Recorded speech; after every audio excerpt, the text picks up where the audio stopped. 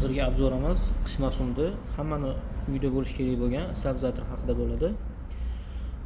Juma kuni bizga mana shu DR90 degan sab brendidan sabzavotlarimiz keldi. 5 xili 20 kilovat, 15 kilovat, yana 20 kilovat, 5 kilovat, 2 hamda 1 kilovatliklari keldi.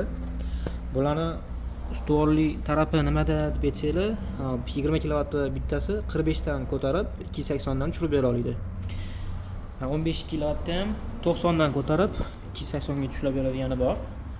20 kilovat 90 dan ko'tarib 280 dan tushirib beradigani bor. 15 ta 45 dan ko'tarib 280 dan tushirib beradiganlari bor. Hop, 2 kilovatlisini biz katolga qo'ysak bo'ladi, do kontrniga. 1 kilovatlikni ham shu yo'nalishda tutsa bo'ladi. 5 kilovatlikni ham katolga qo'ysak bo'ladi, ham ma'lum bir katta miqdorda bo'lmagan kilovat tortadigan texnikalarga qo'yib olsak bo'ladi. Hozir qish bo'lgani uchun, sovuq bo'lgani uchun ko'pchilikning xonadonida katol, ariston, isitish uskunalari ishlayapti.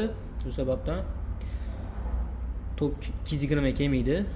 45 gacha tushadigan uylar bor, masalan 100 ga tushadiganlar bor. O'shalar uchun ancha ma'qul variant bu.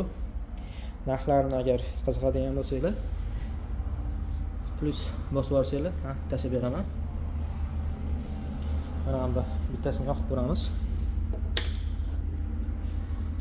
6 sekundda yonadi releli hamma sabzavotlarimiz. 233 kilovatni 220 qilib beryapti. Bizda tok balandroq ekan. Kommentariy yozing, like bosib qo'ying.